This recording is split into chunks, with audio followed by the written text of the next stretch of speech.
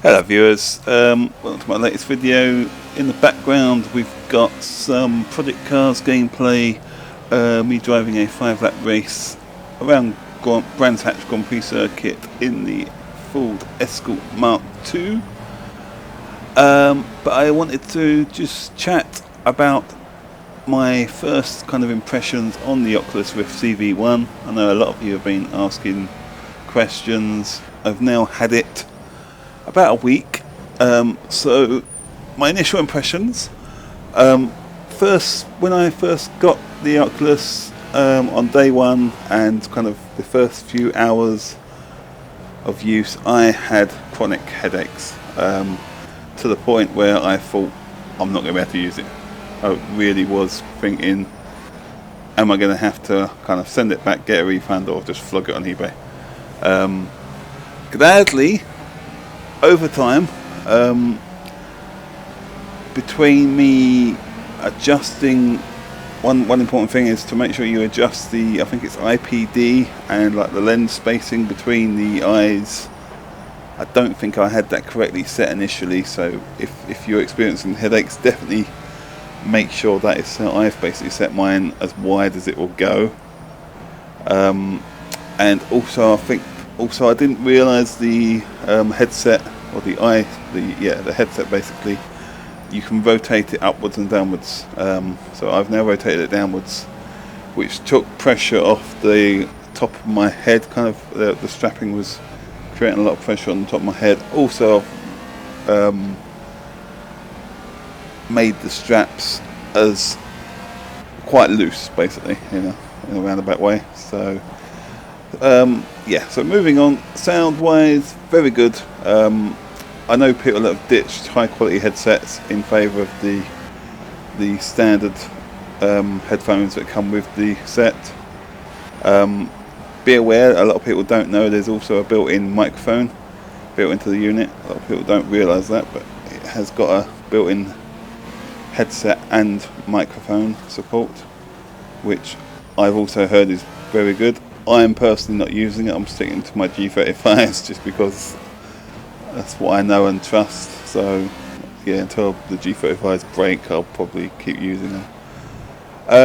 Graphically and performance wise, I'm running an i7 6700K CPU, GeForce 970 graphics card with 16 gig of memory on my PC, just so you guys got some kind of baseline. I'm running Windows 10, and generally speaking on iRacing I'm running medium settings pretty much across the board, and I think I could probably go a little bit higher than that, but I'm giving it plenty of kind of buffer room effectively.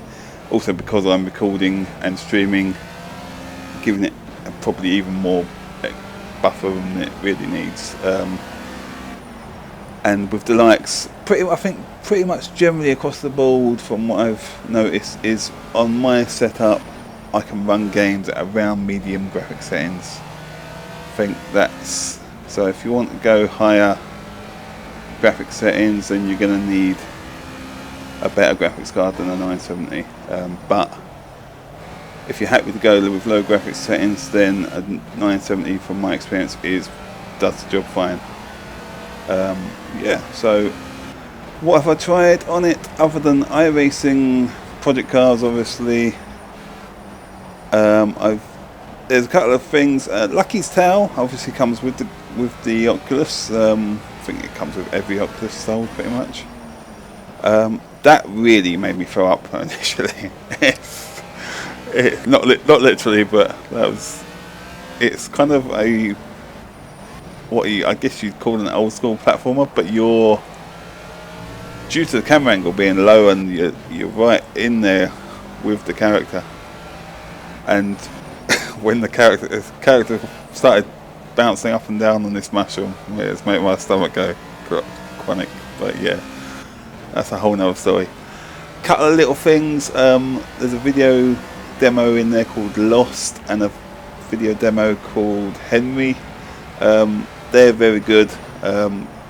Just little story videos, give a great sense of scale. Also, the Oculus Dream Deck is good fun. There's one part where you have a big kind of T-Rex coming down the hallway and basically breathes all over you, and you can see like spit coming towards you in 3D. It's quite brilliant. I put this on a family member and she completely freaked out, trying to hide under the sofa. So yeah, it's a brilliant experience. The resolution now is so much better than, in my opinion, than the DK2. It's actually, I probably need to rephrase that. It's not the resolution that's better. It's just your ability to kind of pick up the detail in the edges of your viewpoint, if that makes sense. On the DK2, from my experience, you had to kind of have the center of the screen looking at whatever you wanted to look at. Now you can just look at stuff out the corner of your eye and kind of see what it says, which is a massive kind of plus. It makes everything so much better, in my opinion.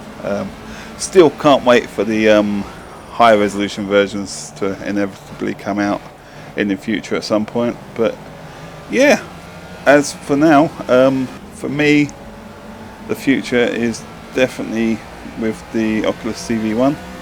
I see pretty much all my future videos being recorded within it, and really enjoying it, and would recommend it to anyone. Yes, the price point is high, and it's not worth the price point, in my opinion, for what you get in the package, but it is, you're paying for the technology.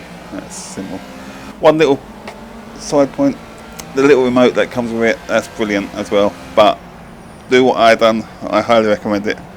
Attach it somewhere, because you will end up losing it. It's the most losable thing in the world. So I've now got it kind of literally stapled to my rig, so I can always find it. It just hangs down like almost like a key out the motor. So yeah, but in general, loving the CV1. Until next time, guys, hope this video answered many of your questions, and until next time, I will see you later. Bye.